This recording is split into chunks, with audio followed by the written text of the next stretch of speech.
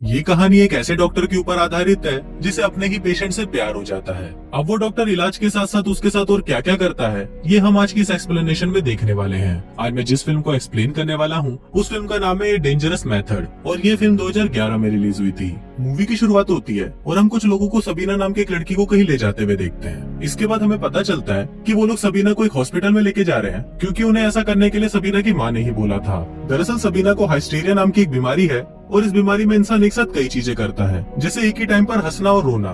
थोड़ी देर बाद डॉक्टर काल सबीना का इलाज कराने के लिए उसके रूम में आता है। फिर डॉक्टर काल उसे बोलता है कि मैं तुम्हारा इलाज करने के लिए तुम्हें किसी भी तरह की दवाई या इंजेक्शन नहीं दूंगा और हम बस दिन में 1 घंटा तुम्हारे पास्ट के बारे में बात करेंगे ताकि हमें ये पता चल जाए कि तुम्हें क्या प्रॉब्लम हो रही है। इसके बाद काल सबीना के पीछे जाकर बैठ जाता है और उससे सवाल करने लगता है और इसी दौरान हमें ये भी पता चलता है कि सबीना की हालत के जिम्मेदार उसके डैड है, जो उसे और उसके भाई बहनों को बचपन में बहुत परेशान करते थे। इसके बाद हम काल को उसके घर पर उसकी वाइफ एमा के साथ देखते हैं जो कि प्रेग्नेंट थी। फिर एक दिन काल जब एमा की कंडीशन चेक कर रहा होता है तो वो अपने साथ सबीना को भी रखता है और इसी दौरान उसे ये पता चलता है कि अगर सबीना की बीमारी ठीक हो गई तो वो एक दिन बहुत अच्छी फिजिशियन बन सकती है। इसके बाद काल एक बार फिर सबीना को उसके पास्ट के बारे में बताने के लिए बोलता है और उसे पूछता है कि तुम्हारे डैड ने पहली बार तुम्हें कब मारा था। इस पर सबीना उसे बताती है कि जब वो 4 साल की थी तब गलती से उसके हाथ से एक प्लेट नीचे गिरकर टूट गई थी, जिसके बाद उसके डैड उसे कमरे में लेकर गए और उसे पीछे से मारने लगे। अब इससे सबीना को बहुत दर्द तो हो रहा था पर इसके साथ ही उसे इससे मजा भी आ रहा था। सबीना को ये तो पता था कि ये बहुत बुरी चीज है, पर सबीना को उसके डैड का उसे पीछे से मारना काफी अच्छा लगता था।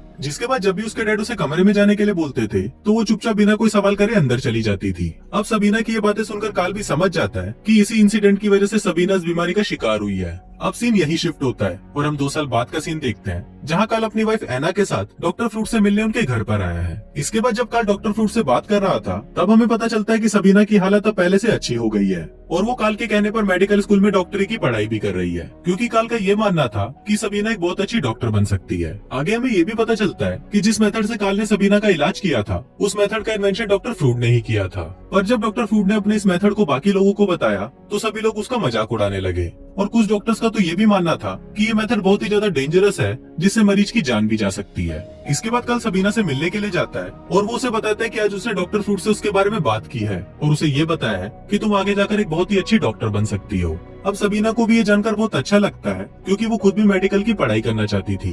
अब ऐसे ही कुछ दिन बीत जाते हैं और एक दिन डॉक्टर फ्रूट ऑटो नाम के एक आदमी को उसका इलाज करवाने के लिए काल के पास भेजते हैं। दरअसल ऑटो पहले एक साइको एनालिसिस का डॉक्टर था पर वो धीरे धीरे लड़कियों का एडिक्ट हो गया था और अब उसके इसी एडिक्शन को छुड़वाने के लिए उसके फादर ने उसे डॉक्टर फ्रूट के पास भेजा था। जिसके बाद डॉक्टर फ्रूट ने उसे काल के पास भेज दिया क्योंकि काल ने कुछ साल पहले ही सबीना को उनके मेथड से ठीक किया था। इसके बाद जब काल ऑटो से बात करता है तब उसे पता चलता है कि ऑटो का अपने कई सारे पेशेंट्स के साथ अफेयर चल रहा है। दरअसल ऑटो ये मानता है कि ऐसा करके वो सिर्फ अपने पेशेंट्स को ठीक ही नहीं कर रहा बल्कि वो उन्हें जिंदगी में आगे बढ़ने के लिए उनका साथ भी दे रहा है। इसके बाद जब काल सबीना से मिलता है तो उससे बातों के दौरान सबीना उसे किस कर लेती है। अब काल को भी सबीना बहुत पसंद थी इसलिए वो उसे कुछ नहीं कहता।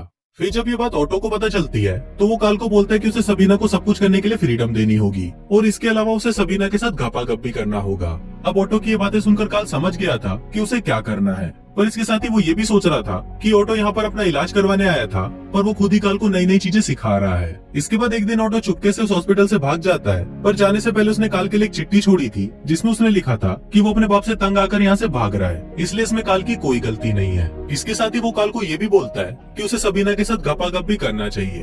अब ये पढ़कर काल अपने आप को रोक नहीं पाता और वो सीधा सबीना के घर चला जाता है जहाँ वो पहली बार उसके साथ गपागप भी करता है और इसी के बाद से ही उन दोनों में अफेयर शुरू हो जाता है। अब उनके गपागप का सिलसिला कुछ टाइम तक चलता रहता है और इसी दौरान सबीना काल को कई बार अपने पीछे मारने के लिए भी बोलती है। अब इस सबसे काल ये तो समझ गया था कि सबीना की बीमारी अभी भी पूरी तरह ठीक नहीं हुई है। इसी दौरान काल डॉक्टर फ्रूट से भी मिला करता था और वो उसे सबीना की प्रोग्रेस के बारे में बताया करता था, पर काल ने अभी तक डॉक्टर फ्रूट को ये नहीं बताया था कि उसने सबीना के साथ गपागप किया है। इसके बाद जब वो दोनों बातें कर रहे होते हैं तब काल डॉक्टर फ्रूट को बताता है कि वो हमेशा से ही कभी भी फिजियो एनालिसिस का डॉक्टर नहीं बनना चाहता था बल्कि उसे तो पैरानॉर्मल एक्टिविटीज की स्टडी करनी थी, पर इस पर डॉक्टर फ्रूट उसे मना कर देते हैं जिस वजह से उन दोनों में बातें होना कम हो जाती हैं। अब इसके कुछ दिनों बाद डॉक्टर फ्रूट काल से मिलने आते हैं और वो उससे शहर में फैल रही अफवाहों के बारे में पूछते हैं कि एक लड़की शहर में सभी को लेटर्स भेज रही है कि काल का किसी लड़की के साथ अफेयर चल रहा है। अब ये सुनकर काल उन्हें मना कर देता है और बोलता है कि मेरा किसी के साथ भी कोई अफेयर नहीं चल रहा, पर काल को अंदर से डर भी लग रहा होता है कि अगर उसके अफेयर के बारे में किसी को पता चल गया तो पूरे शहर में उसकी इज्जत चली जाएगी।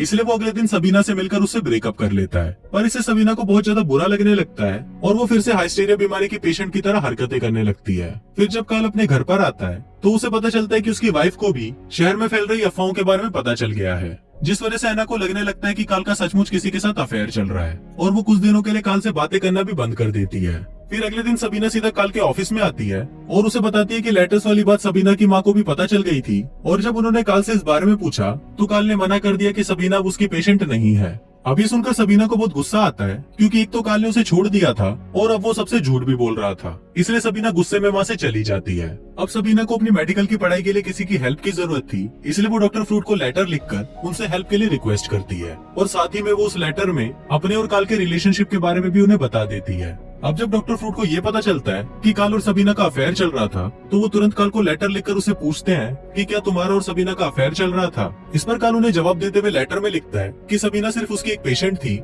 और इसके अलावा उन दोनों के बीच में कुछ नहीं था। अब डॉक्टर फ्रूट काल की इस बात पर यकीन कर लेते हैं और फिर वो सबीना को एक लेटर लिखते हैं कि तुमने मुझसे झूठ बोला है, इसलिए अब मैं तुम्हारी कोई हेल्प नहीं कर सकता। अब जब सबीना उस लेटर को पढ़ती है तो उसे बहुत ज्यादा बुरा लगता है और वो रोने लगती है। इसके बाद सबीना काल के पास आती है जो अपनी वाइफ के साथ ये शहर छोड़कर दूसरे शहर जा रहा था। वहाँ सबीना काल को उनके रिलेशनशिप के बारे में डॉक्टर फ्रूट को बताने के लिए बोलती है क्योंकि अगर काल ने ऐसा नहीं किया तो डॉक्टर फ्रूट उसकी हेल्प नहीं करेंगे। अब सबीना के बार बार इंसिस्ट करने पर काल उसकी बात मान जाता है और वो डॉक्टर फ्रूट को लेटर लिखकर उन्हें सब कुछ सच बता देता है। फिर जब डॉक्टर फ्रूट उस लेटर को पढ़ते हैं तो वो सबीना से माफी मांगते हैं और वो उसे अपने पास बुला लेते हैं। अब ऐसे ही कुछ साल बीत जाते हैं और एक दिन सबीना काल से मिलने उसके घर पर आती है। फिर जब एमा और सबीना आपस में बातें कर रही होती हैं, तो सबीना उसे बताती है कि उसने एक रशियन आदमी से शादी कर ली है और वो प्रेग्नेंट भी है। वहाँ एमा भी सबीना को बताती है कि जब से काल ने डॉक्टर फ्रूट से बात करना बंद किया है तब से वो डिप्रेशन में चला गया है, इसलिए एमा सबीना को एक बार काल से बात करने के लिए बोलती है। इसके बाद जब सबीना काल से बात कर रही होती है